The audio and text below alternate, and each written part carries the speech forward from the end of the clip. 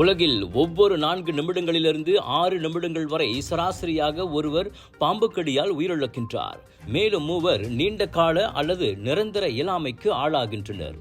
அவர்களில் 1/3 பகுதியினருக்கும் மேற்பட்டோர் 20 வயதுக்கும் கீழ்ப்பட்டவர்கள் ஆவர். அதிலும் பெரும்பாலோர் விவசாய நிலங்களில் வேலை செய்பவர்களும் சிறார்களும் ஆவர் என உலக சுகாதார நிறுவனம் WHO தெரிவித்துள்ளது. ஆசியா, ஆப்பிரிக்கா, அமெரிக்க லத்தீன் வட்டாரங்களைச் சேர்ந்த 3ஆம் உலக நாடுகளிலேயே இந்த பாம்பு கடி மரணங்கள் அதிகம் பதிவாகின்றன. பாம்பு கடிக்கு தேவையான விஷ முறிவு மருந்துகளின் கையிருப்பு அந்நாட்டு அரசாங்கங்களிடம் போதுமான அளவில் இல்லை. இதனால் பாம்பு கடி சம்பவங்கள் அதிகம் கண்டுகொள்ளப்படாமல் அங்கு அதிக மரணங்கள் நிகழ்கின்றன.